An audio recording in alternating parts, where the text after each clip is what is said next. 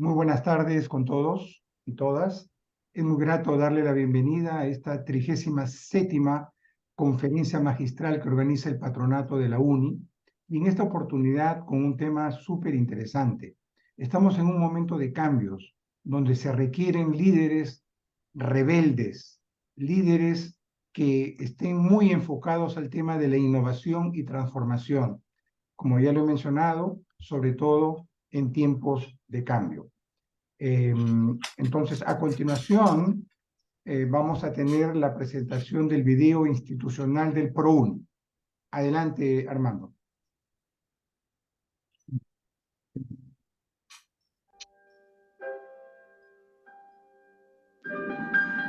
La antigua escuela de ingenieros, fundada en el año 1876 por el ingeniero polaco Eduardo de Havík durante el gobierno del presidente Manuel Pardo, cambió a Universidad Nacional de Ingeniería el año 1955. A lo largo de los años han pasado ilustres profesionales que han dejado huella en la universidad y en el país, entre los que podemos destacar a don Alberto Benavides de la Quintana, distinguido geólogo, así como a don Guido del Castillo Echegaray, distinguido ingeniero de minas. En el año 1997 se firmó el acta de constitución del patronato de la Universidad Nacional de Ingeniería, con la finalidad de contribuir a elevar la calidad académica de nuestra alma mater, siendo don Alberto el presidente fundador. El patronato ha contribuido con muchas obras desde su fundación, bajo el liderazgo de don Alberto, las mismas que continuaron con don Guido del Castillo y ahora continúan bajo el liderazgo del ingeniero Roque Benavides Ganosa, actual presidente del patronato. Entre las principales obras realizadas por el patronato UNI se encuentran la construcción del moderno edificio del Instituto de Matemáticas y Ciencias Afines, INCA, la remodelación de los museos de mineralogía y paleontología e inauguración de la nueva biblioteca en la Facultad de Ingeniería Geológica, Minera y Metalúrgica. La construcción del Coliseo Polideportivo y del gimnasio totalmente equipado.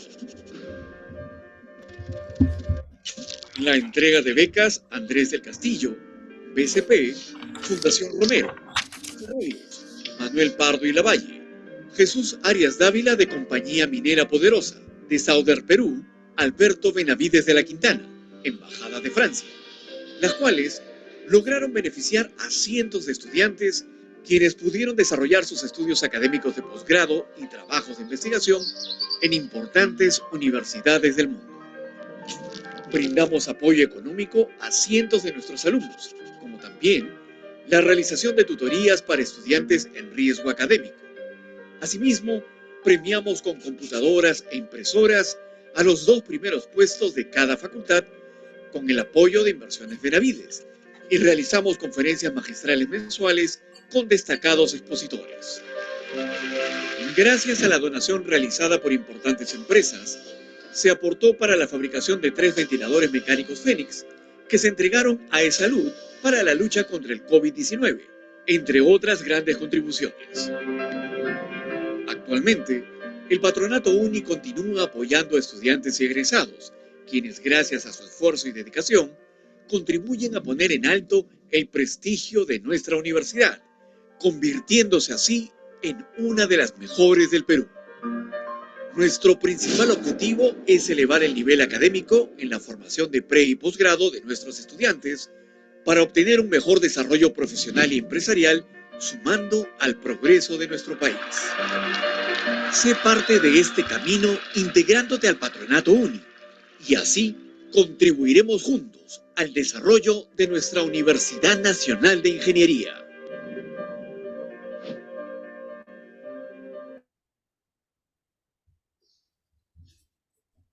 Muchas gracias, Armando.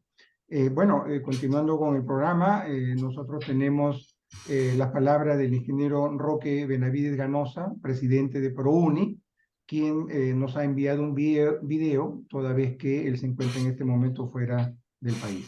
Adelante, Armando.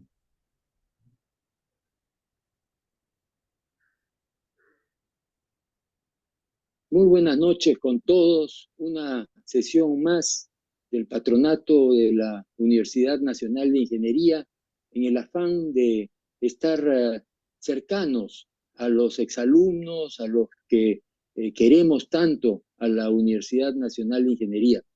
Ya llevamos más de 30 meses haciendo estas exposiciones y en esta oportunidad contamos con el ingeniero Luis Suárez Clausen, quien ha sido presidente de la Pepsi-Cola Internacional en Europa y quien conoce mucho sobre liderazgo, quien conoce mucho sobre innovación y transformación, y él nos va a relatar en un tema pues muy sugestivo, que es innovación y transformación en tiempo de cambio.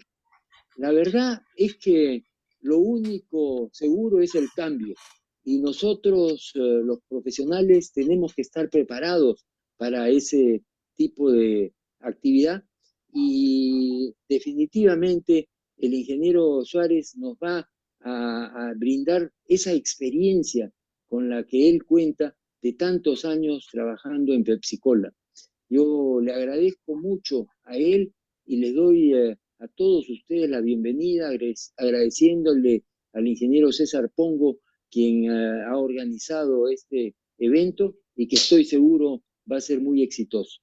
Muchísimas gracias y disfruten de esta exposición. Muy bien. Entonces, a continuación, permítame presentar al ingeniero Luis Suárez Clausen. Como ya se indicó, el expresidente de Pepsi-Cola Internacional Europa y Latinoamérica.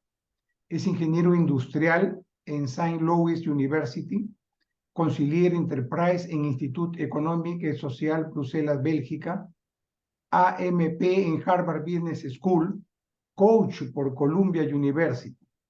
Aparece también en 3 casos de Harvard relacionados con su trabajo en PepsiCo.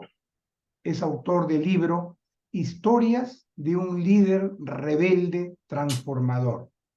Tiene escrito más de 100 artículos sobre el liderazgo. Expresidente de Pepsi-Cola Internacional para Latinoamérica y Europa. Y actualmente CEO de la consultora Up People International en temas de liderazgo y estrategias.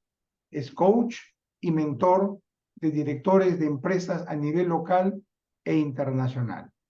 Adelante, ingeniero Luis Suárez. Bienvenido. Okay. Entonces, aprieto acá, ¿no?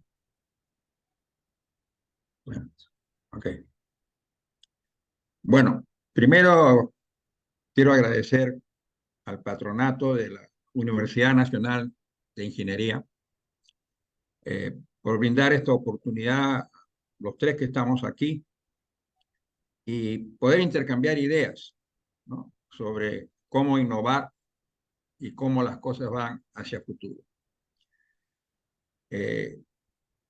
También agradecer al ingeniero Roque Benavides, a Filiberto Revilla, a Arnaldo Mejía y a César Pongo. Muchísimas gracias por esta oportunidad. Entonces comenzamos con la presentación. Y, disculpe, ingeniero, no se ha compartido la pantalla todavía. No compartir la pantalla. Entonces, lo más importante es la definición de por qué decimos liderazgo rebelde, ¿no? Y por qué se requiere un liderazgo rebelde en las actuales condiciones que tenemos en el mundo, para que puedan transformar, innovar en estos tiempos de cambio. Quería manifestarles primero que no esperen en esta charla, no va a ser académica, bajo ningún concepto, ni conceptos de liderazgo. Hay muchos muy buenos libros referentes a esto, y tampoco una fórmula secreta para innovar. Vamos a hacerlo muy práctico, a través de historias reales que tengamos de aprendizaje, algunas mías y otras personas, y estas experiencias vividas de innovación que básicamente pueden ser repetidas por otras personas. Lo más importante que viene es que muchas de las cosas que se hacen tienen que romper reglas y el status quo. Aquí pueden ver el gran panorama del mundo, preocupante. Es una incertidumbre total. Primero vino el COVID, que nadie lo esperaba. Después vino la guerra de Ucrania con Rusia, que destrozó las vías de logística y no fue tan impactante como pensábamos que fue, muy impactante. Y ahora nos sale la guerra de Israel contra Palestina, los Hamas, y los cambios políticos. Hace 2 años, un poco más, votamos por alguien aquí en Perú que lo único que hizo fue crearnos incertidumbre. Y eso paró mucho. Pero también en el Perú los cambios políticos han sido muy grandes. Hemos tenido, tengo entendido, que 6 o 7 presidentes en 5 años. Entonces, nosotros como hombres de negocio, ¿qué hacemos? ¿Cómo nosotros enfrentamos a esta incertidumbre? Y también hay temas económicos, ¿no? Nuestro país está, y otros países, bajo inflación. Yo viví mucho tiempo en Argentina y veo al nuevo presidente, Javier Milei, que también es un rebelde, y vamos a ver cómo le salen las cosas. Hoy día lo escuché y me gustó lo que escuché. También quiero manifestarles que estamos en el umbral de una nueva era. Estamos en pleno inicio de la 4ª revolución industrial. Y esta revolución industrial va a cambiar profundamente cómo se hacen las cosas en el mundo, cómo los humanos vamos a manejar el mundo. Tuve la oportunidad de estar en Silicon Valley y en Florencia. Y pienso que los dos tienen una relación, porque en Florencia fue la cuna del Renacimiento y en Silicon Valley es la cuna de la era digital de la 4ª revolución. Entonces, estamos frente totalmente a algo desconocido todavía. No sabemos dentro de 5 años cómo vamos a trabajar y cómo vamos a hacer muchas cosas. Yo siempre digo que lo único que cambia es que no cambian las cosas, ¿no? Y el tema es que el cambio es permanente. Yo me acuerdo hace muchos años que las empresas tenían tiempo para cambiar. Hacían programas, procesos, y tenían su tiempo. Pero eso se acabó. Ya no existe más ese tiempo que nos da. Todos los días sale algo, todos los días tenemos que innovar. Si no, la competencia nos va a agarrar y nos va a pisar. Entonces, tenemos que cuidar de que vamos a estar viviendo en un cambio permanente, diario, en algunos casos hasta por horas. El tema más serio es que es cambios disruptivos. No es un cambio normal, ¿no? Es totalmente, rompen todo y además se está acelerando. Entonces, todo esto requiere un nuevo tipo de liderazgo y yo le llamo el liderazgo rebelde. Rebelde porque se rebela contra el status quo, contra los paradigmas. Ellos no tienen esas limitaciones mentales que muchas veces tenemos de nuestra cultura. Estos líderes transforman las cosas. Y les voy a mostrar algunos ejemplos de transformación personal. Pero lo más importante que ellos tienen es que están constantemente cuestionando el status quo. Conozco algunos líderes que no les gusta, porque van a una reunión y estas personas, estos líderes están, cuestiona que por qué se hace así, y no los aguantan, ¿no? Pero el mundo necesita a este tipo de liderazgo. Lo más importante es que ellos crean una cultura innovadora, porque la cultura innovadora es la base, ¿no?, de todo lo que estamos haciendo. Como una historia, me dieron la posibilidad de liderar y consolidar todos los países latinoamericanos bajo una división que se llamaba Latinoamérica.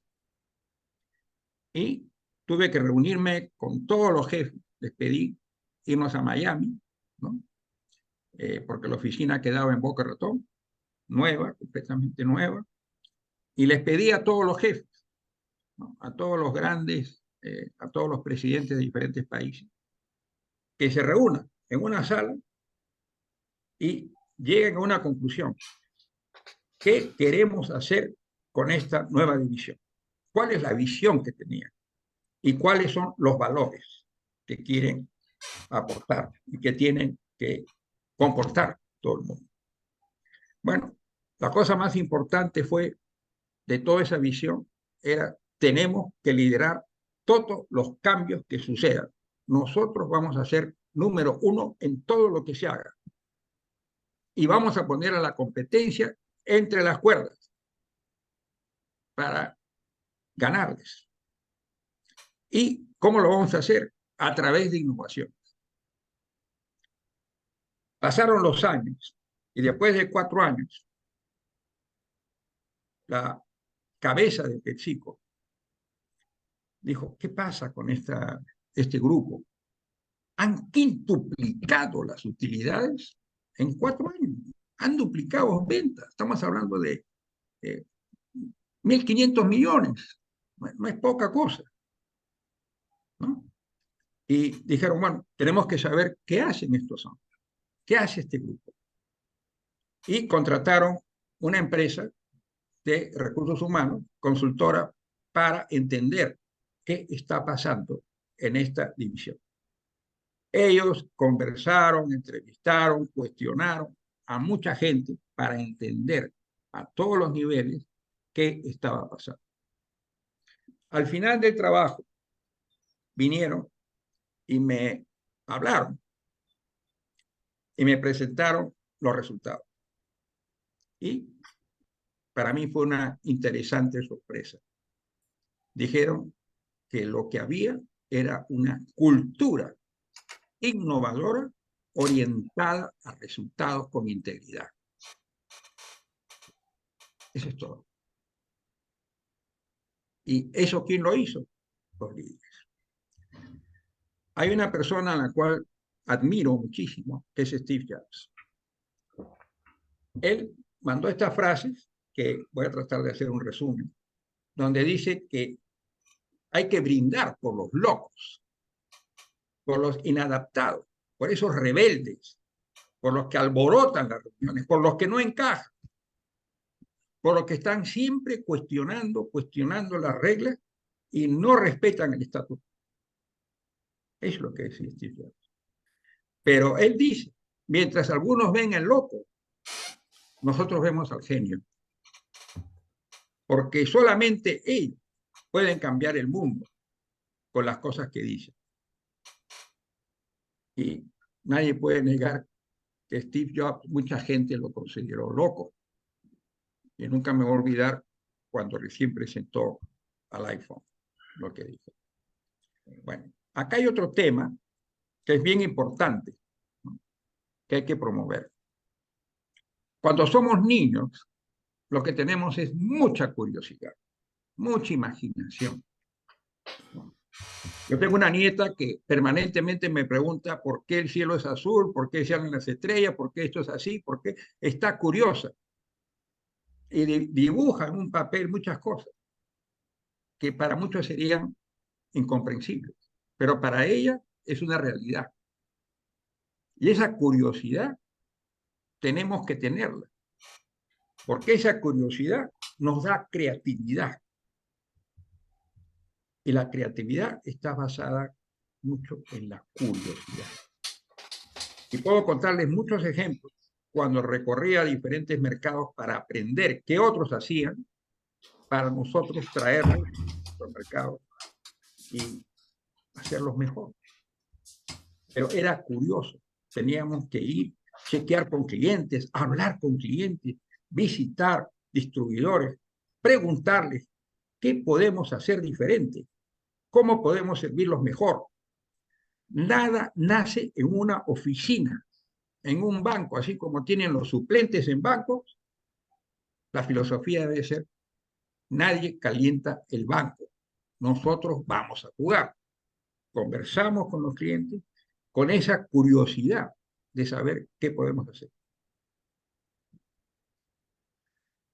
Con la creatividad viene la innovación, donde comenzamos a diferenciarnos de otros, pero siempre liderando los cambios. Y eso nos lleva al liderazgo que transforma. Los líderes rebeldes se preguntan siempre: si tuviéramos que hacerlo de nuevo, ¿cómo lo haríamos? Me acuerdo estar trabajando en una gran minera, Yanacocha, donde trabajé como consultor de liderazgo 4 años. Y cuando hacía esa pregunta y hacíamos grupo, la respuesta del grupo de ingenieros era: bueno, los que hicieron estas plantas no tomaron en cuenta esto, nosotros lo haríamos diferente. Entonces, la pregunta era: ¿qué harían diferente? Se ponían a diseñar lo que harían diferente. Obviamente, había una diferencia entre lo que ellos pensaban óptimo con la realidad. Entonces, el próximo paso era: ¿cómo pasamos de lo que ustedes consideran óptimo a la realidad? Pero en ese momento, al hacer esta pregunta, todas las limitaciones que tenemos se desvanecen. Y ahí comienza la innovación. Hay una cosa también muy importante de estos libros, que siempre están pensando fuera de la caja. Para ellos la caja es ilimitación. Interesantemente, he visto que si no hay caja, la inventan, porque siempre están pensando en diferentes términos. Ellos plantean nuevas ideas en papel en blanco, como ustedes pueden ver, y ha sucedido muchas veces que cuando uno pone en blanco una página y dice: vamos todo a tirarlo afuera, vamos a comenzar nuevamente, ¿cómo se haría? ¿Qué se haría? En ese momento, todas las limitaciones que tenemos se desvanecen. También estos líderes toman riesgos, tienen audacia y tienen mucho coraje, pero ellos ven los errores como un proceso de aprendizaje. Ellos dicen: ah, no me salió bien, ¿qué aprendí para la próxima? Y, como había hablado, ellos siempre están liderando de una forma proactiva los cambios y son flexibles.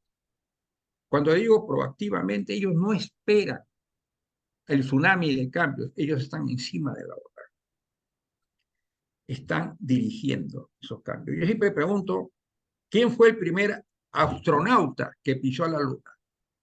Todo el mundo lo sabe, Neil Armstrong, obviamente. Pero cuando les preguntas cómo se llama el segundo, nadie se acuerda. Eso también pasa en el mercado. Ok. Quiero darles algunos ejemplos, ¿no?, de líderes innovadores. Muy rápido. Uno de los personajes que impactó más en Pepsi Cola fue Michael Jackson. Michael Jackson hizo de Pepsi número 1 en Estados Unidos en todo lo que es supermercado, porque ya las bebidas que sirven en los bares pues ya están con sus máquinas, se puede sacar la máquina. Pero Michael Jackson innovó la música, ¿no?, y trajo la música pop, ¿no?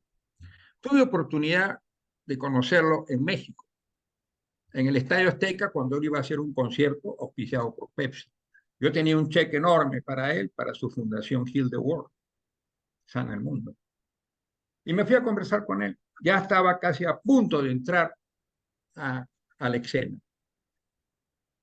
Y le pregunté: Michael, ¿Cómo es que es tan talentoso? ¿Cómo puedes hacer lo que tú haces?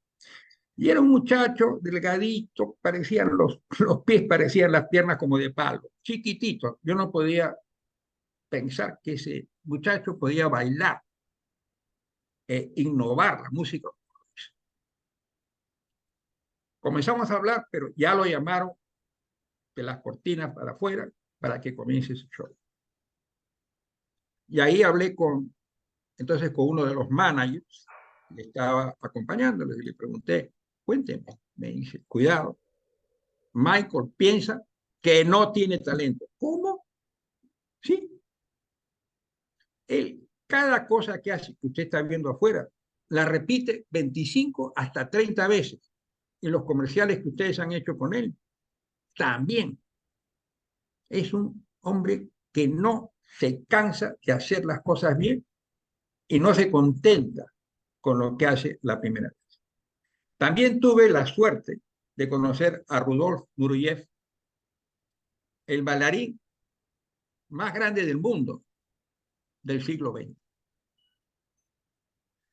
Tuve la oportunidad en una cena que dio el fundador de PepsiCo y me invitaron, solamente invitaron a dos, a mi jefe y a mí. Pero yo tuve la suerte de sentarme junto a Rudolf Nureyev. Y obviamente siempre pregunto, que es lo que hago permanentemente cuando veo a alguien así, ¿cómo puede ser tan talentoso, señor Rodolfo? Usted volvió a decirme, no, no estoy así.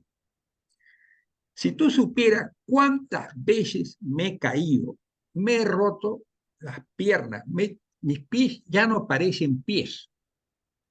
Es práctica, práctica, práctica. Luego tuve la fortuna de conocer a Pelé. Pelé había hecho una serie de videos para Pepsi en Brasil para enseñar a jugar fútbol a los niños. Y me lo encontré en el aeropuerto Charles de Gaulle de París. Y estaba ahí, tranquilo, humilde. Nadie le estaba recogiendo las maletas. Yo quería ayudarlo, me dice no. Y le digo que soy de Pepsi y me dice ya, bueno, ya comenzó la conversación. Y ahí fue que le dije, Pelé, ¿cómo puedes tener ese talento que tienes? Me contesta, muy fácil. Toda mi vida jugué a la pelota, desde que tenía 4 años. Y es práctica, práctica, práctica. Nuevamente, a veces pensamos que el liderazgo se aprende en una academia, se aprende en una universidad. No, el liderazgo se aprende practicando, haciendo, teniendo buenos mentores, teniendo ejemplos a donde tenemos que ir. Bueno, luego conocí también a Tina Turner y a otros muchos artistas que han trabajado en comerciales de Pepsi. También conocí a Maradona, que lo pueden ver ahí en el... Pero él era muy muchacho, estaba en Rosario, en un equipo de Rosario, pero ya lo estaba llamando el Boca. Y mi embotellador de Rosario me dice, Lucho, ¿por qué no traemos a la sala de conferencias a uno de los mejores jugadores de los equipos en Rosario, que se lo está llevando el Boca Juniors? Ah, perfecto. Y nuevamente la misma pregunta.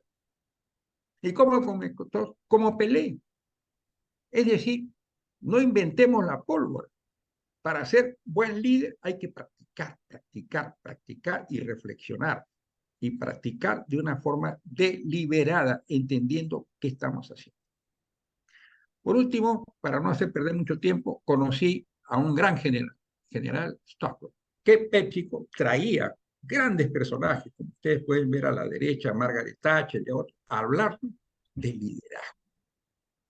Uno que me impactó mucho fue este general, que fue el que dirigió la guerra del desierto en el año 90. ¿No? Y nos hablaba de liderazgo. En eso un colega le pregunta al general algo que nunca voy a olvidar, y ustedes tampoco creo que lo van a olvidar. Y le pregunta mi colega, dígame, general, ¿cómo define liderazgo pero en chiquito? No quiero frases grandes ni párrafos. Y el general se voltea y le dice, claro, claro que sí te lo defino. Dice, un líder es aquel que puede hacer que gente normal haga cosas extraordinarias. Un líder no es aquel que hace cosas extraordinarias con gente extraordinaria, obviamente qué bueno, pero un verdadero líder hace cosas extraordinarias, hace que la gente haga cosas extraordinarias. Y nos comentaban, ¿no?, que ellos reclutaban muchachos de 18, 19, 20 años, y tenían que motivarlos para ir al frente, a las trincheras, donde podían morir, donde podían perder algo de su cuerpo. Entonces tenían que transformarse el liderazgo de los hombres militares que estaban ahí para poder motivar a esta gente. Después hay otro que obviamente todo el mundo conoce, que es Elon Musk. Este señor, todo el mundo piensa que es loco. Todavía. Pero él fue el que por primera vez en el mundo construyó una fábrica de autos eléctricos. Yo me acuerdo, fueron los primeros años del 2000. Y todo el mundo decía, este está loco, ¿cómo va a haber carros eléctricos? Está totalmente desquiciado. Pero él siguió persistiendo, persistiendo, persistiendo.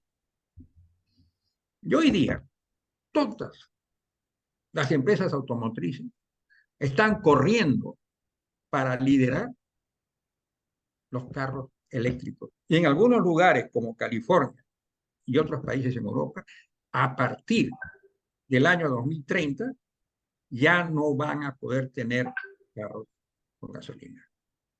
Y por último, que tiene varias empresas, pero una que más me impresiona es SpaceX, donde él se metió a hacer cohetes, ¿no?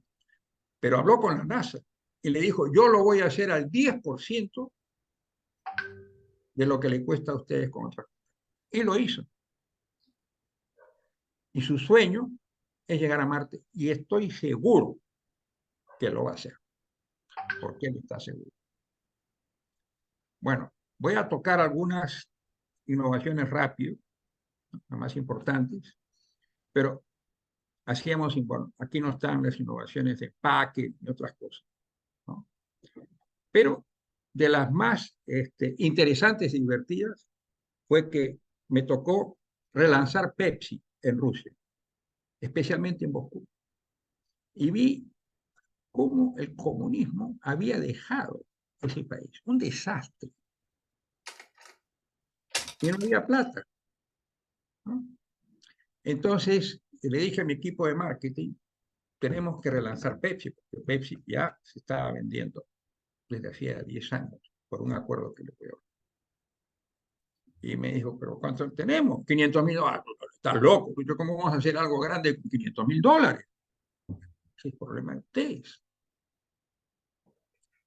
A los 10 días vuelven y me dicen, ya lo hicimos. ¿Cómo? A ver. Espectacular, espectacular. ¿Sí? ¿Y qué han hecho? Bueno, hemos ido al programa espacial ruso, que no tienen un mango. Y les hemos ofrecido los $500,000 para que sigan trabajando, porque no tenían fondos. Y por $500,000 hicieron que los cosmonautas tomen Pepsi, dentro y afuera de las cápsulas.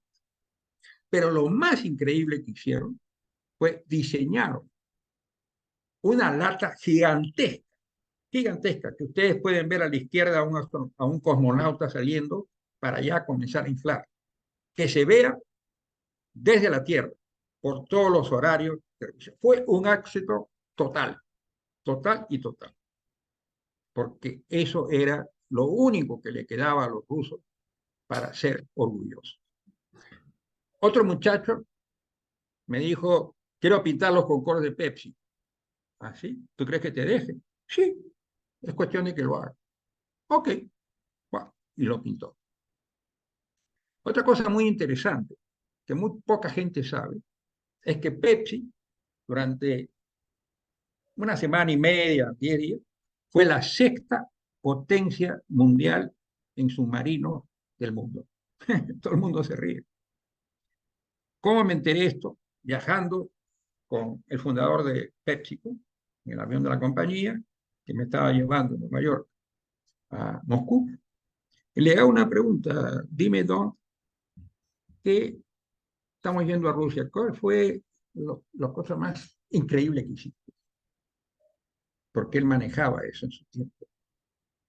Y dijo, mira, nosotros hacíamos canje, trueque, ¿no? Nosotros le vendíamos el jarabe, las máquinas a los rusos, y los rusos, la Unión Soviética, nos pagaban con vodka, histórica y otros más. Pero ya la producción no había. Entonces no tenían cómo pagar y hacer el trueque con nosotros. Entonces se reunieron nuestra gente con algunos muchachos de Rusia, en ese caso la Unión Soviética, todavía no había caído, y llegaron a la conclusión que había muchos navíos que ya estaban dados de baja y querían convertirlos en chatarra. Entonces se les ocurrió, ¿por qué no nos pagan con esa chatarra, con esos navíos que van a deshacerlos completamente? Y nosotros vendemos la chatarra y hacemos que se haga chatarra en Suecia, donde hay enormes compañías chatarreras. Aceptaron, y tengo fotos donde hay media docena de submarinos, más otra media docena más, pintados de Pepsi, caminando por el mar Báltico. Y con orgullo puedo decir que fuimos la sexta potencia mundial, aunque sea por una semana.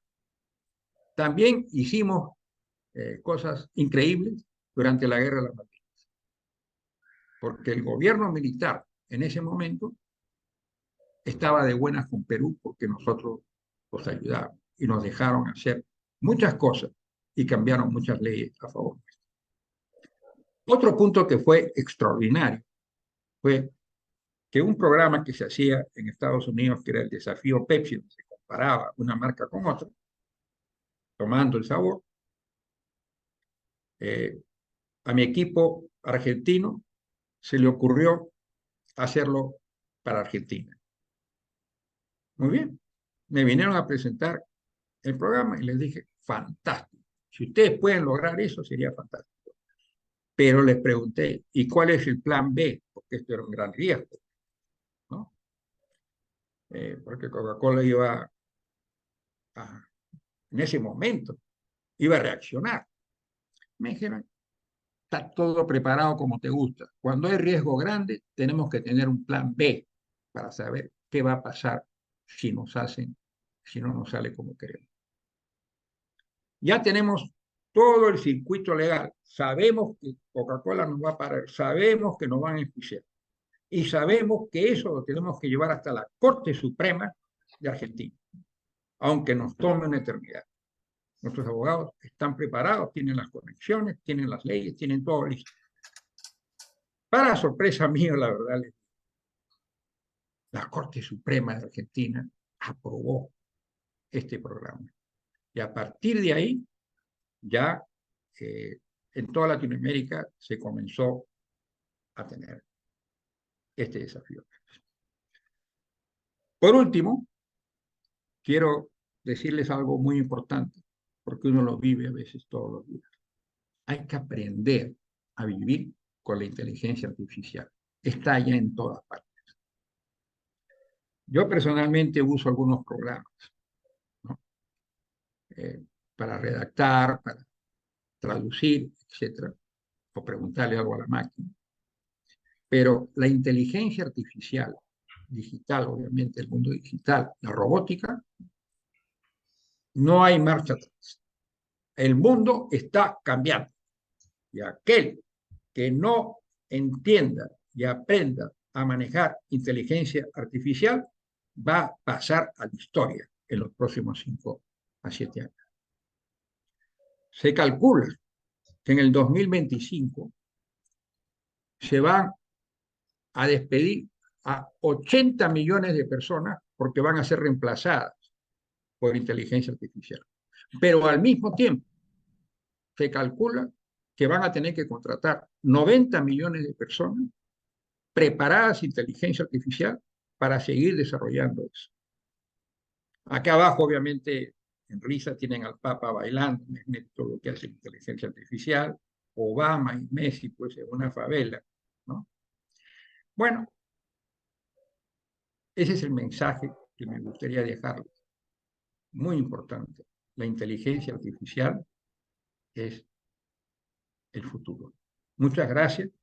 Aquí les estoy dejando dos links. Uno que es mi tienda para conseguir copias de papel, ¿no? Duras, de mi libro. Y la otra que es Amazon, donde está el libro, que pronto está siendo traducido al inglés, que también lo pueden conseguir de forma virtual. Bueno, muchas gracias por su tiempo. Creo que me he pasado un poco, pero les agradezco y estoy preparado para cualquier pregunta que ustedes quieran hacer. Gracias. Muchísimas gracias, ingeniero Luis Suárez. Súper interesante la experiencia que usted nos ha compartido. Bueno, a continuación vamos a presentar a Ana Rita Nieri. Ella es Chief Strategy y Transformation de Newbies. Es líder en transformación, innovación y gestión de negocios, con más de 26 años de experiencia, dirigiendo y gestionando áreas de cultura y experiencia de clientes, negocios e innovación. Es comunicadora social de la Universidad de Lima y coach certificada por ICC International Coaching Community, conferencista nacional e internacional y miembro de He4She de la ONU. En los últimos años, Ana Rita Nieri ha desarrollado e implementado proyectos de transformación cultural, digital e innovación en Newbies, logrando primer lugar en el ranking de Merco Talento en los años 2020 y 2021 y segundo lugar en el 2022 y 2023 en su sector. Adelante, Ana Rita. Gracias, César. Muchas gracias. Feliz de estar con todos ustedes. Si me permites, voy a compartir mi pantalla rápidamente.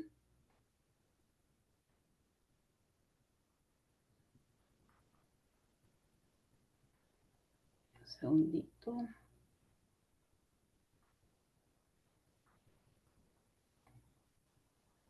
¿Por qué no me sale la...?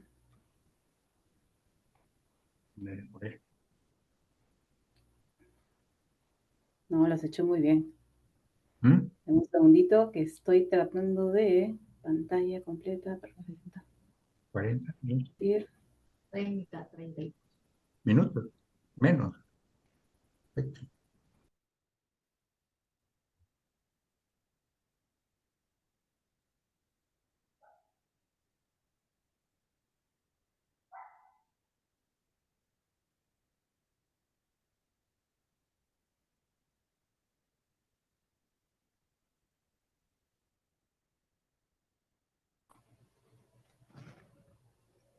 ¿Se escucha? ¿Se me escucha? Sí, Ana Rita. Pero no se ve tu presentación, ¿ah? A ver, dame un segundito, voy a volver a compartir.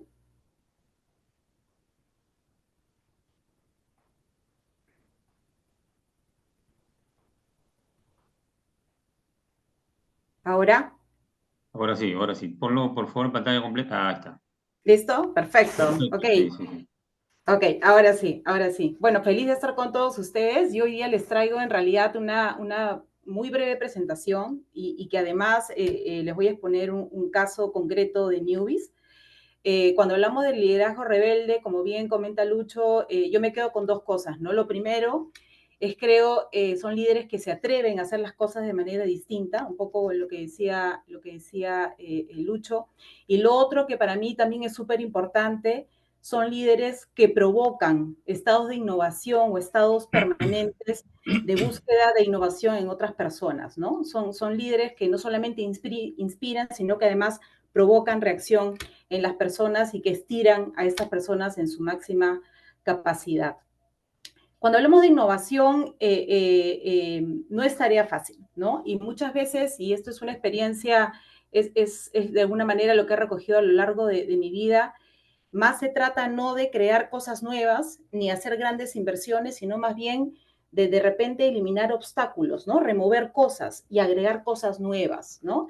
Es mucho un ejercicio a veces de desaprender para aprender cosas nuevas, porque finalmente la innovación es un cambio de mentalidad. Para mí es un estado, ¿no? Es en realidad estar en un estado permanente de hacer las cosas de manera distinta y como bien comentaba Lucho hace un momento, hoy por hoy se ha convertido más en un acto de supervivencia, ¿no? Quien no está continuamente buscando hacer las cosas de manera distintas, realmente está condenado a desaparecer. Y cuando hablamos de hacer las cosas de manera distinta, en realidad hablamos de un aprendizaje distinto, un aprendizaje que más se concentra en estar continuamente buscando cosas distintas, en lo que yo llamo en el sentido de exploración, ¿no? ¿Y por qué? Porque hablar, por ejemplo, de inteligencia, que es como tradicionalmente a veces medíamos a las personas, hoy no es un diferencial, ¿no? Y lo podemos ver, en realidad inteligencia hay ahora en todas las cosas, prácticamente, no solamente la inteligencia artificial que comentaba Lucho, sino tenemos televisores inteligentes, refrigeradores inteligentes, baños inteligentes, por tanto, la inteligencia realmente dejó de ser un diferencial. Hoy lo realmente diferente es hablar de pensamiento líquido, es hablar de esa disposición a ser flexible, a ser adaptable y, como les comentaba hace un momento, desaprender para aprender muy rápido, ¿no? Voy a contarles un poco la experiencia en Newbies. En Newbies nosotros tenemos como sentido de propósito liderar el desarrollo del país, reinventando experiencias y la manera de hacer negocios. Por tanto, desde nuestro sentido de propósito, el hecho de transformarse, el hecho de innovar no es opcional. Tenemos que hacerlo sí o sí. Y para nosotros esto ha significado a lo largo de los años todo un reto. ¿Por qué? Porque, como bien comentaba también Lucho hace un momento, tanto el liderazgo como la cultura puede convertirse en un ancla o un acelerador de la innovación. Definitivamente nosotros trabajamos para que sea un acelerador. Y acá les he dejado algunos tips que creo que son importantísimos y que de alguna manera aseguran el que el liderazgo y la cultura ayuden y promuevan la innovación. Primero, estar muy alineados a un sentido de propósito, porque finalmente es aquel que te marca la ruta, ¿no? La ruta de cómo hay que hacer las cosas y sobre todo que las cosas sucedan, ¿no? Porque esto es bien importante.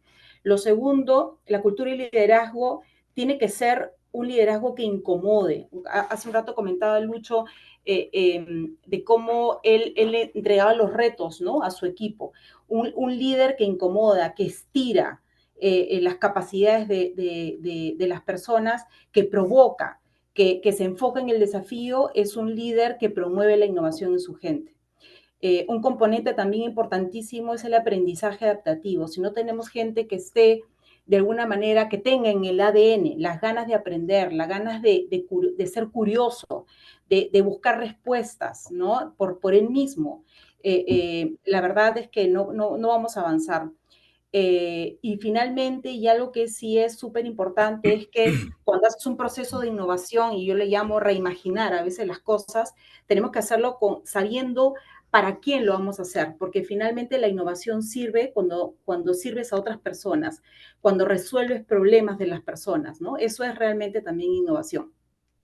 Y un poco entrando en el ejemplo, en Newbie nosotros tenemos pasión por la innovación, hace muchos años, y sobre todo de cómo generar este ADN de emprendedor dentro de nuestra gente, ¿no? Porque nos hemos dado cuenta, además, que ya cuando hablamos a nivel negocio, el innovar nos ayuda a marcar una diferencia en el mercado, ¿no? Porque finalmente tú puedes tener muchos actores en el mercado, pero aquel que hace las cosas de manera distinta y que acompaña a los problemas de los clientes de manera distinta es el que el cliente elige, ¿no?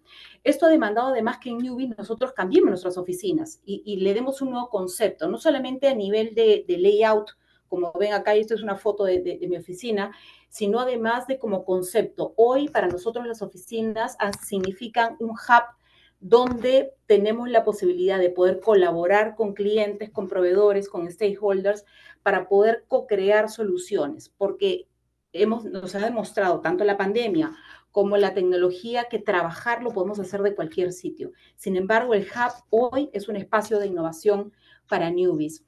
Y el ejemplo que les traigo acá es un ejemplo que hicimos con una empresa que se llama Filo. Filo es el más grande organizador de ferias gastronómicas y de festivales gastronómicos en el Perú. Y desde el año pasado nosotros trabajamos con ellos de la mano para poder lograr una experiencia distinta en las ferias gastronómicas de nuestro país. Cuando nosotros conocimos a Filo, ellos vinieron primero a decirnos, oye, necesito tótems de autoatención, y nosotros más bien le preguntamos, ¿qué es lo que quieres resolver? ¿Cuál es el problema que tienes? Y nos dijeron, queremos eliminar las largas colas generadas en los puntos de cobro de la feria. Y a partir de ahí, a partir de lo que le dijimos, ¿qué quiere resolver? Empezamos todo un modelo de co-creación con ellos. Yo les he traído acá un pequeño video que de alguna manera les cuenta cómo fue el proceso con Filo.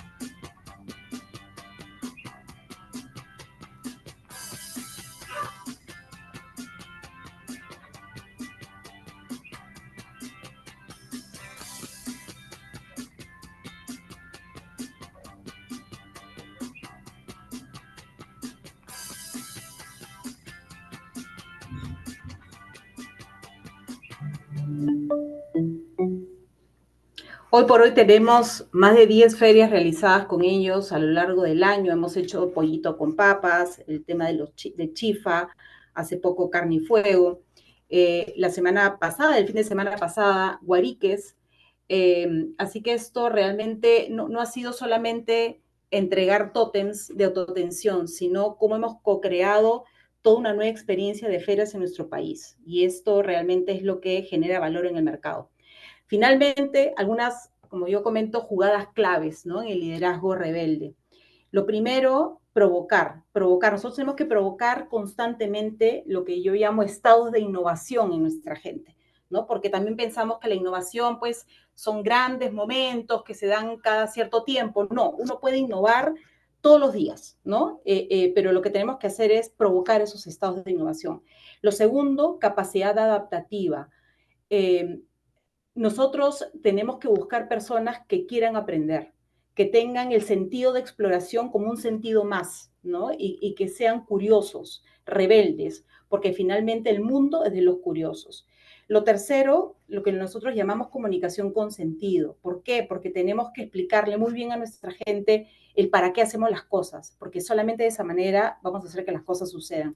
Y finalmente, el ser flexibles y ser ágiles, tanto en mente como también en los negocios que nosotros hagamos, ¿no? Esto creo que va a marcar una diferencia importantísima en el futuro de nuestro país y de nuestras empresas. Muchas gracias. Muchas gracias, Ana Rita. Muy interesante, muy claro. Continuando con nuestro programa, permítame presentar al señor Rubén Bonilla, fundador y director de Paida School.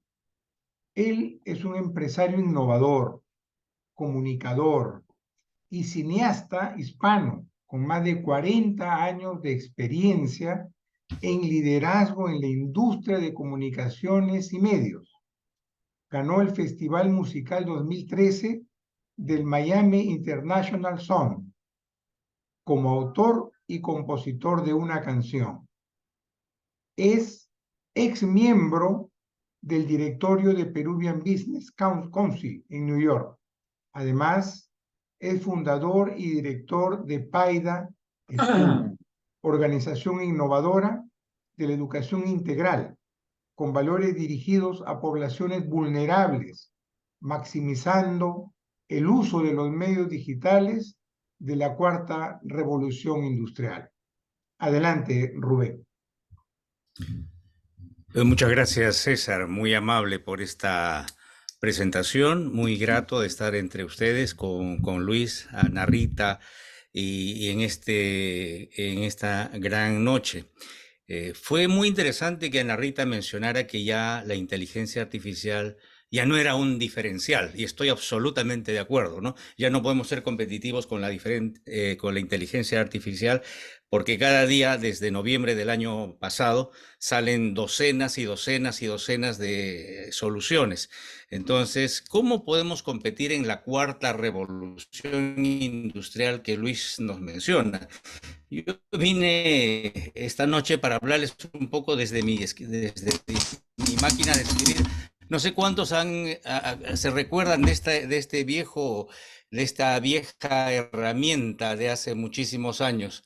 ¿Se recuerdan o no se recuerdan? Sí, evidentemente. No estamos en una escuelita para decir sí o no, pero apenas 7, 8 años, mi maquinita de escribir, y todos los que más o menos pintamos canas, yo no pinto canas, evidentemente, sabemos lo que es una maquinita de escribir. Hoy ya está en el museo, y cuando mis hijos eran pequeños me dijeron: papá, ¿y cómo lo conectas al internet, tu máquina de escribir? Eso no se conecta, hijo, le dije al internet, ¿no? Y así sucesivamente. ¿Cuántos recuerdan este viejo cassette de audio, ¿no? Y todos los mayores sabemos para qué se usaba el lapicero Bic, evidentemente. Yo vengo de la industria audiovisual, tengo mis viejos tapes, tengo una cinta de video, ¿no? Aquí solamente podemos tener 20 minutos, pesa más o menos 1 kilo, 1,5 kilos, está con aluminio y una cinta larga, ¿no? Era una máquina más o menos como una refrigeradora, donde eso entraba, y así ahí donde se podía hacer una buena grabación de calidad broadcast, ¿no? Para llevarla a una móvil, habían que necesitar 4 o 5 personas para levantarla a la móvil. En fin, el tiempo pasó y vino, digamos, bueno, usé también el celuloide, esta es una camarita de 16 milímetros. Pero ¿por qué les hablo todo esto? Porque en las sociedades han pasado revoluciones, ¿no? La revolución industrial cambió la forma de cómo vivía la gente. Las personas del campo vinieron a las ciudades y aprendieron nuevas formas de trabajo, ¿no? Ya no eran chacareros, agricultores, tuvieron que convertirse en operadores de maquinarias, en fabricantes, en diseñadores. Y también vino la escuela, ¿no? La escuela, porque antes de la revolución industrial, la educación, hay mucha historia sobre eso, venía a través de las familias, a través de los mentores. En la antigua Grecia, los hijos de los nobles mandaban a sus hijos a través del esclavo que se llamaba paidagogo. De ahí viene nuestro nombre, ¿no? Paidas, ¿no? Que llevaba el esclavo a que se pudiera instruir el niño del noble. Pero en los últimos años, digamos, después de la revolución industrial, la velocidad de cambio ha sido tan dramática que hoy nuestro querido amigo Elon Musk está hablando de los viajes a Marte y está incrustando un chip al cerebro, y Lucho nos acaba de hablar de que más de 80 millones de personas perderán sus empleos, y habrán otras, evidentemente, ¿no?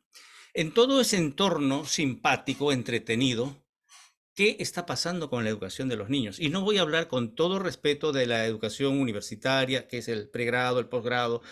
Ese es un tema completamente diferente, ni siquiera del kinder. Voy a hablar de la educación básica regular. ¿Y por qué Rubén Bonilla tiene que hablar de la educación básica regular si es un cineasta, ¿no? Yo soy empresario, soy cineasta, pero porque sentí una carga profunda al cumplir 57 años. ¿Qué va a ser de las próximas generaciones si seguimos formando bajo patrones de la antigua Prusia? ¿Qué va a pasar con los niños que se instruyen en unas aulas que están desarrolladas para un modelo de vida de la revolución industrial? Claro, hay escuelas clásicas, bonitas, lindas, privadas, que pueden tener mejores condiciones, pero hablo digamos, de la masa, de las personas que no tienen acceso a esas posibilidades. Vamos a seguir formándolos en un modelo tradicional, y dice un principio judeocristiano, dice: instruye al niño en su camino, y aun cuando fuere viejo no se apartará de él. Eso significa que la programación que recibe un niño, es decir, la información que recibe el niño, queda en la cosmovisión, en la base. en el sistema operativo para que las futuras aplicaciones, estoy hablando en analogía, ¿no?, van a responder a ello. Y podemos tener hoy en la sociedad muchos hombres capacitados, pero pobres en carácter. Entonces, dos cosas me preocupan. Por un lado, el impacto de la tecnología, que si estamos preparados, y por el otro lado, la pérdida de los principios y valores en esta nueva sociedad. Sentado yo a los 57 años de edad y ya jubilado, porque me jubilé temprano, tuve la decisión de jubilarme, dijo, ya aquí ya no hago nada, me voy a descansar. Y pronto iban a ser mi nieta, mi primera nieta, Rafaelita. Y digo, ¿qué hago? Y dije, bueno, todavía tengo fuerzas, y quizás operativamente voy a vivir unos 20 años más, promedio, quién sabe. Vamos a desarrollar una escuela en línea, pero no una escuela tradicional, sino una escuela diferenciada. 6 minutos. ¿Cuál es esa diferenciación? Bueno, que el niño quiera ver, que el niño quiera consumir, ¿no? Siempre me gustó Mafalda, que no le gusta la sopa, pero si podemos darle a Mafalda otra cosa, la va a comer.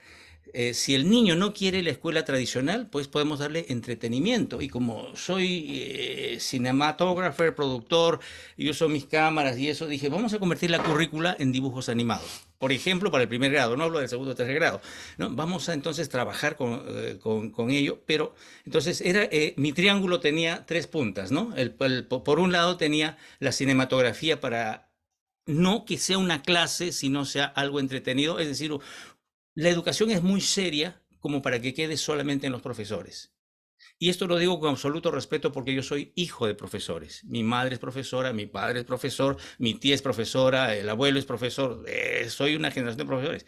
Yo soy el rebelde que salió como cineasta en la familia.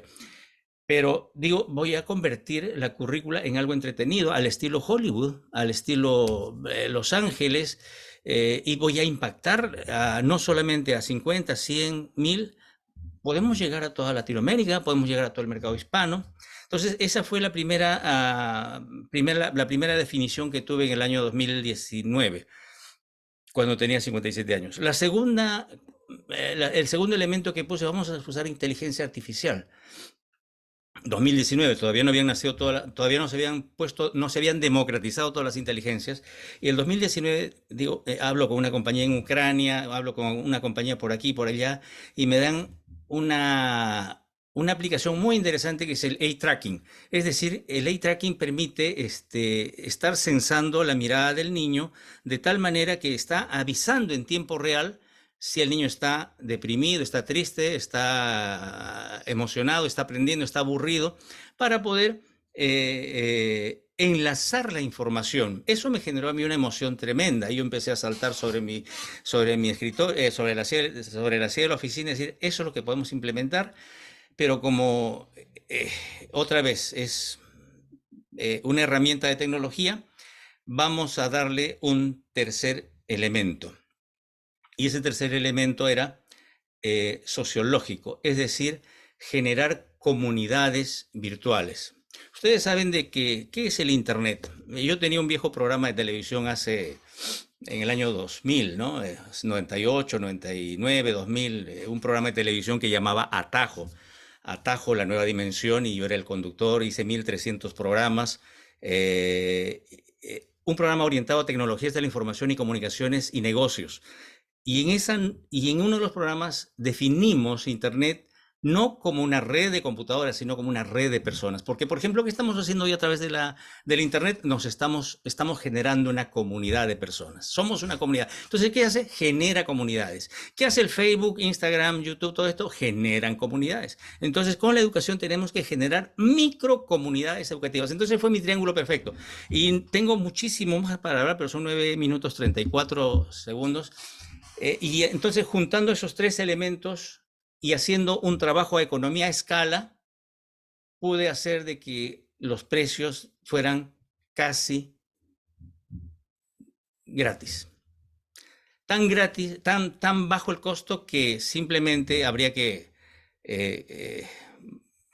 estudiar cómo generar esos grandes beneficios a las grandes mayorías deprimidas. En ese trabajo estamos en toda la elaboración, estamos muy emocionados, estamos trabajando. Los que quieran mayor información sobre esto, bueno, puedo mandarles mi presentación, lo que fuera, pero quería esta noche simplemente hacer una pequeña presentación, simplemente para llamar la atención y darles a conocer de que en el Perú estamos gestando el primer Netflix educativo, en todo caso asistido con inteligencia artificial para microcomunidades educativas deprimidas. Gracias a Lucho, que hace 20 o 25 años me dijo que hay que ser rebeldes, transformadores y soñar en grande. Y si no sueñas en grande, no eres nada. Así me dijo Lucho y yo le hago caso. Gracias, señores. Buenas noches. Muchas gracias, Rubén, muy amable. Qué grato escuchar todo lo que has comentado. Bueno, continuando con nuestro programa, a continuación vienen las preguntas, que va a estar dirigida por el ingeniero Filiberto Revilla, secretario de Relaciones Públicas del Patronato de la Universidad de Ingeniería. Adelante, Filiberto. Gracias, César. Buenas noches con todos. Bueno, tenemos 4 preguntas, una pregunta cada uno de nuestros panelistas y 2 preguntas finales para el ingeniero Lucho Suárez. Bien, empezamos con Ana Rita, ¿no? La primera pregunta es del señor Juan Chávez. Dice, ¿todos los días tenemos que innovar o es adaptarnos a los nuevos entornos? ¿No? La pregunta en síntesis sería, ¿adaptarse a cambios de entorno es innovar?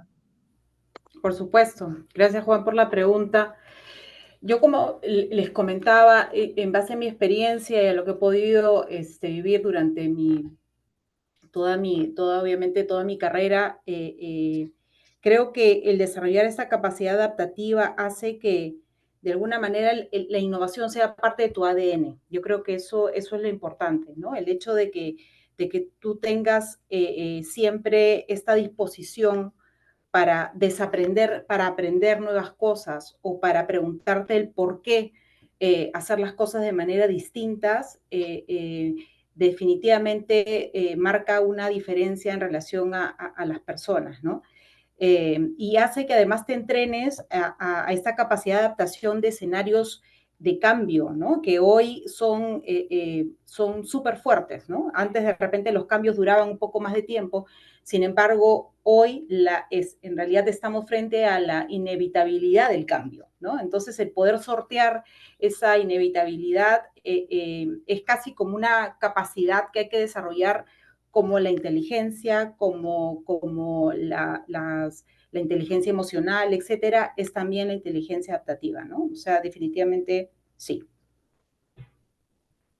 Gracias, Ana Rita. Pasamos entonces con la siguiente pregunta para Rubén. La pregunta es del señor Mauro Villarreal. Dice, ¿hay algún estudio serio que premedita la edad para ser innovador y creativo? Creo que esa respuesta es mejor orientada para Luis, porque él habla de innovación. Sin embargo, si a mí me toca responder esta pregunta, en realidad hay algo en el ADN que lo hace innovador. Algo que uno está siempre adelante. En el año 2000, y permítame tomarlo como algo personal, hice la primera escuela virtual en el Perú, en alianza con Microsoft, Intel, la Universidad Ricardo Palma. Lucho fue uno de los ponentes, y no existía en ese tiempo YouTube, ni existía Netflix, ni existía Instagram, ni nada. Y peleábamos con los anchos de banda, cómo poder trabajar con los famosos anchos de banda. Y todos los que son ingenieros saben de que en el año 2000 los anchos de banda eran pero terriblemente desastrosos. Una canción había que bajarla en 3 horas en un MP3. Entonces hicimos una alianza con un canal de televisión y usamos el ancho de banda del canal de televisión y las preguntas y respuestas por internet. Pero tratando de sortear, y yo creo que habrían miles de respuestas de cómo es la innovación. Creo que la innovación no tiene edad. Hay niños que son muy innovadores, pero yo quisiera que Lucho fuera el que responda esta gran pregunta.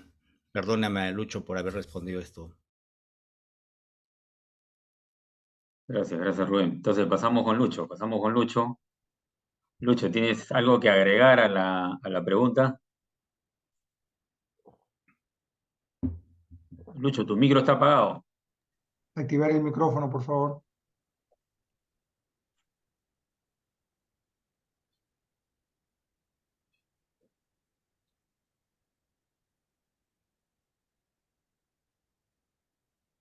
Acá está. Ya, ¿me Ahora escuchan? sí. Ahora sí, Lucho. Ya. ¿Cuál era la pregunta específica, La Filiberto? pregunta era, dice, ¿hay algún estudio serio que premedita la edad para ser innovador y creativo? No que yo sepa, pero estoy seguro que hay, ¿ok? Pero por intuición, experiencias, eh, es muy importante en la educación del niño eh, que él dé rienda suelta a su imaginación. Yo a veces digo, ¿no? Los niños nacen creativos, nacen curiosos, nacen con una imaginación increíble. Yo me acuerdo cuando era niño, montaba a caballo en una escoba. Pensaba que el caballo era la escoba. Y con amigos damos la vuelta con la escoba, ¿no? Pensábamos, imaginar. El mundo de hoy, cuando ustedes ven a los niños, están metidos en la televisión, en juegos, ¿no? Y se va cortando la imaginación, ¿no? Y la lectura, por ejemplo, se va yendo, ¿no? Para el pasado. Personalmente, a mi nieta, el mejor regalo que yo siempre le doy son libros. Y hay que leerlos, porque ahí viene la imaginación, ¿no? Entonces siento que lo que tú dices, Rubén, este programa también debería hacer énfasis, ¿no? En dejar que los niños sigan siendo niños. Y lo que decía Ana Rita, que es desaprender para aprender, nuestros hijos, nuestros niños, deberían mantener esa imaginación y que los padres, la cultura, la sociedad, los colegios no hablen de que hay que aprender de memoria todas las cosas. Hay que jugar, hay que usar la imaginación. Ese es mi punto. No sé si hay algún estudio, pero me imagino que hay. Gracias, Lucho. Pasamos con la siguiente pregunta entonces del señor Manuel Guadalupe. ¿Ya? ¿Qué valores, bueno, tiene o tenía PepsiCo en su cultura, cuando tú estuviste en su cultura organizacional, para promover el liderazgo rebelde? ¿Ya? Sí, teníamos básicamente, no se llamaba rebelde, es un término que lo vengo usando de hace poco, pero éramos personas que siempre cuestionábamos todo. Entonces, parte de los valores que habíamos escrito era liderar los cambios, pero con integridad, porque hay personas que pueden liderar cambios, pero sin integridad. Y para nosotros la mezcla era lidera cambios a través de la innovación, a través de las personas, pero no te olvides nunca que tienen que ser integridad si tú quieres que sean sostenibles. Entonces, los valores que teníamos era innovar, crear, ¿no? Y también éramos orientados a resultados, pero nuevamente, la palabra integridad era clave para todo tipo de valor. Resultados con integridad, innovación con integridad. Entonces podían, ¿no? Trabajar y crear una cultura de innovación, porque todo el tiempo eran las preguntas que hacían a todos los niveles. ¿Qué harías si esto fuera? ¿Qué harías si esto fuera tuyo? ¿Qué pasaría si esto fuera tu empresa? Y comenzamos, si fuera tuya, si tuvieras todos los recursos. Entonces se va creando una cultura. Y eso es lo que nos dio resultados. No sé si... Gracias, Lucho. Sí, perfecto. La siguiente pregunta es la última pregunta, ¿no? Y podrías aprovechar también para dar un mensaje final, Lucho, algún consejo para toda la comunidad universitaria y todo el público. La pregunta es la siguiente. Bueno, sabemos pues del lanzamiento de tu libro, ¿no? Yo lo he estado leyendo, muy interesante, Historias de un líder rebelde transformador. Pero sin embargo, pues en la literatura de negocios es muy abundante, ¿no? Muy abundante la literatura sobre el liderazgo, que obviamente es un tema muy importante. Pero en el caso de tu libro, ¿qué hace a tu libro pues diferente, único? Sí, hace muchos años, cuando desarrollaba líderes y sigo desarrollando, dando talleres, muchos de ellos me decían, oye, ¿por qué no escribes un libro? Porque la forma que nos enseñan es a través de historias, ya contar historias de todo tipo, que son las que están en el libro. Y también sé que los buenos líderes, ¿no?, enseñan a través de historias. Leí un libro maravilloso de liderazgo del presidente Lincoln, ¿no?, uno de los mejores presidentes que tuvo los Estados Unidos.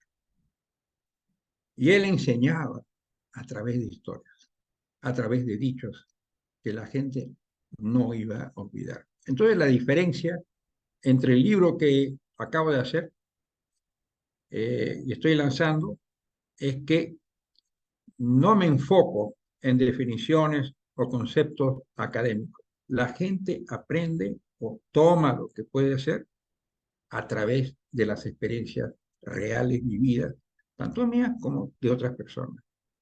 Y son experiencias prácticas. Entonces, el que lee el libro va a sacar cosas prácticas, ¿no? He leído muchísimos libros muy buenos de liderazgo, pero la mayoría son hechos por profesores, consultores, pero muy pocos son hechos por dirigentes que han liderado compañías, ¿no? Hay Jack Welch hizo uno, CEO de la General Electric, famosísimo, pero ya el punto era, no voy a repetir lo que otros han hecho mejor que yo, que son las partes académicas, ¿no?, sino hacer historia. Y eso es lo que le gusta a la gente. Desde niño, una vez tomé un curso con una profesora de primera sobre cómo escribir, ¿no? Ella dijo, la forma a veces de escribir es decir, como cuando éramos niños, ¿no? Había una vez, una historia, ¿no? Había una vez un príncipe, una princesa, lo que tú quieras, ¿no? La gente toma inmediatamente interés en lo que va a pasar, ¿no?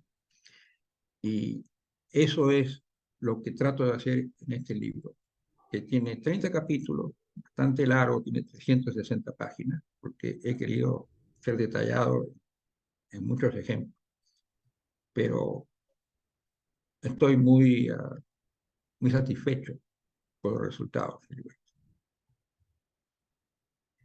Gracias, gracias Lucho, felicitaciones por tu libro. Adelante, César. Gracias, Filiberto. La verdad es que después de haber escuchado al ponente y a los panelistas, estamos con una energía que hemos recibido que nos motiva a ser líderes rebeldes. Líderes rebeldes, líderes que cuestionemos, como bien ha manifestado Luis, ¿no? Hay que cuestionar el statu quo. Y ha sido muy claro en el concepto de practicar, práctica, práctica, práctica, práctica. Y en todos los ejemplos que Luis nos ha manifestado, esa gente con mucha experiencia le dice práctica, práctica. Entonces, el que tenga oídos para oír, que oiga. O sea, esa es la manera, esa es la forma. Yo creo que acá salimos ricos con ese espíritu y esas ganas de hacer las cosas bien. Luis últimamente ha manifestado también aprender de la experiencia. Y efectivamente, es eso, ¿no? Y para eso se necesitan referentes también, referentes como ustedes, gente que transmita esa experiencia a la comunidad, en este caso a nuestra alma mater y a todo el público en general, ¿no? Ana Rita ha mencionado eliminar obstáculos, pero por supuesto que hay que eliminar obstáculos, van a haber a cada rato, hay que eliminarlos. Y algo que venimos escuchando siempre es desaprender para volver a aprender. Eso es sumamente importante, desaprender. No hay que ponernos tercos en algo, no, esto es así, no, hay que, tranquilo, tranquilidad. Desaprende para volver a aprender. Y lo que mencionó también Ana Rita es la cultura puede ser un ancla, pero puede ser un acelerador, ¿no? Rubén, la verdad, cuando mencionó todos los accesorios antiguos, me hizo recordar de la regla de cálculo. Dije, es verdad, ¿no? Yo también recibí mi reglita de cálculo y mi padre nos regaló una Faber-Castell de 30 centímetros, una reglaza, y ahora eso ya es historia, ¿no? Han cambiado las cosas. Y efectivamente quería felicitarlo a Rubén por el tema de la pedagogía que está llevando. Es un proyecto sumamente interesante. Al igual que Rubén, mi madre ha sido directora de un colegio, mi hermana es profesora, mi hija es profesora. Entonces, de alguna manera mi esposa trabaja en un colegio, es decir, estamos de alguna manera muy ligados a lo que es la educación. Y ese es el gran desafío que tenemos nosotros para nuestra comunidad. Quería agradecer también a los asistentes. Han estado desde Moche, Trujillo, una ciudad muy bonita, desde Bolivia, no sé exactamente de qué parte, pero desde Bolivia nos han estado escuchando. Desde Estados Unidos hay 2 personas, uno que vive en Salinas, California, y la otra persona no sé exactamente dónde está, pero de Cusco, nuestra ciudad imperial, han estado siguiendo esta interesantísima conferencia. Y por supuesto, nunca falta mi amigo de Arequipa, ¿no? Siempre está presente siguiéndonos en estas conferencias. Agradecerles a todos y agradecerle a Filiberto, porque en verdad él ha sido el que ha organizado esta conferencia y ha sido llevada a cabo en forma magistral. Esta es la última conferencia de este año. De acá ya no tenemos otra conferencia hasta el mes de enero. Así que aprovechamos para darles un fuerte abrazo, que diciembre sea bueno para todos, para toda la familia, pero llevémonos esa energía, que todavía estoy sudando yo con esa energía que he recibido hoy día, de ser un líder rebelde. Se va a quedar así soñando hoy día, líder rebelde. Muchísimas gracias a todos. Gracias, Filiberto. Y por favor le transmitiremos a Armando también por todo el apoyo que nos da. Muy buenas noches. Algo importante, este video y las presentaciones serán difundidas a todos los asistentes y a la base de datos, por si acaso. ¿Ok? Muy buenas noches. Un abrazo. Gracias. Gracias. Muchas gracias a Un todos. abrazo. Gracias a todos. Gracias.